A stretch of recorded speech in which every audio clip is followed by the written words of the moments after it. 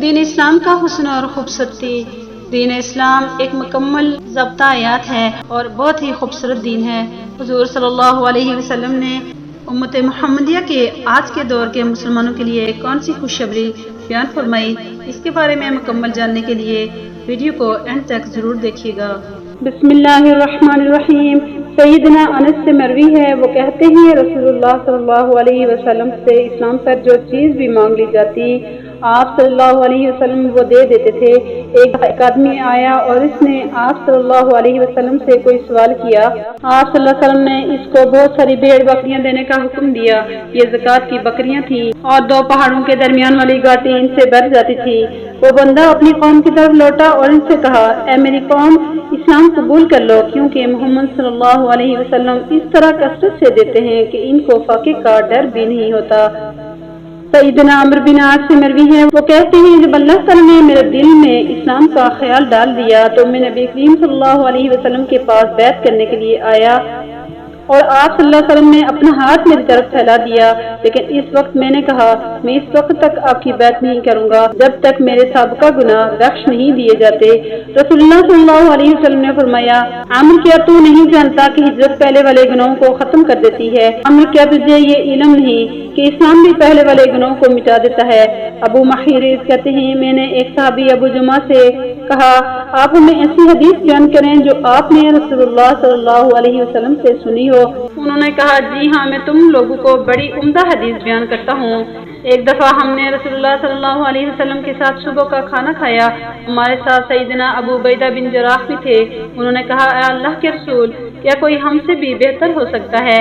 ہم آپ صلی اللہ علیہ وسلم کے ساتھ مشرف با اسلام ہوئے اور آپ صلی اللہ علیہ وسلم کے ساتھ مل کر جہاد کیا، لیکن آپ صلی اللہ علیہ وسلم نے فرمایا، جی ہاں، وہ لوگ بہتر ہیں جو تمہارے بعد آئیں گے اور بن دیکھے مجھ پر ایمان لے آئے۔ سیدنا انس بن مالک بیان کرتے ہیں رسول اللہ صلی اللہ علیہ وسلم نے فرمایا، میں چاہتا ہوں اپنے بھائیوں کو ملوں۔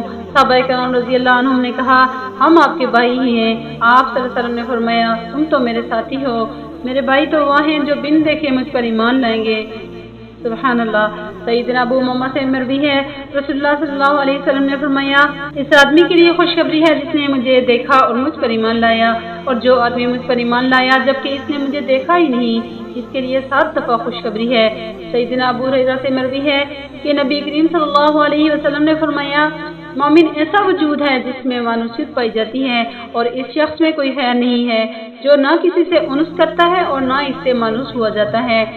سیدنا عبداللہ بن عاص سے مروی ہے، انہوں نے رسول اللہ صلی اللہ علیہ وسلم کو فرماتے سنا، اس ذات کی قسم جس کے ہاتھ میں محمد صلی اللہ علیہ وسلم کی جان ہے، بے شک مومن کی مثال سونے کے ٹکڑے کی طرح ہے، جب مالک اسے بٹی میں ڈال کر اس پر پھونک مارتا ہے تو نہ وہ تبدیل ہوتا ہے اور نہ کم ہوتا ہے۔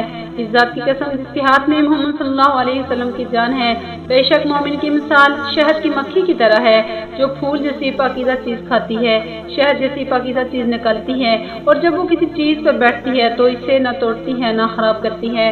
سیدنا عبد الرحمن بن سنہ سے مروی ہے کہ نبی کریم صلی اللہ علیہ وسلم نے فرمایا، بے شک اجنبیت کی حالت میں اسلام کی ابتدا ہوئی تھی اور عنقریب یہ ایسے ہی اجنبیت والا ہو جائے گا جیسے ابتدا کے وقت تھا۔ بہرحال اسلام والے ناموس لوگوں کے لیے خوشخبری ہے۔ کسی نے کہا، اے اللہ کے رسول، ناموس سے کون لوگ مراد ہیں؟ آپ صلی اللہ علیہ وسلم نے فرمایا، اس سے مراد وہ لوگ ہیں کہ جب لوگوں میں فساد آ جائے تو وہ اصلاح کرتے ہیں۔ اس ذات کی قسم جس کے ہاتھ میں میری جان ہے، ایمان مدینہ منورہ کی طرف سیلاب کے نچلی جگہ کی طرف آگے بڑھنے کی طرح پناہ لے گا۔ اس ذات کی قسم جس کے ہاتھ میں میری جان ہے، اسلام ان 2 مسجدوں کی طرف اس طرح پناہ لے گا جیسے سانپ اپنے بل کی طرف پناہ لیتا ہے۔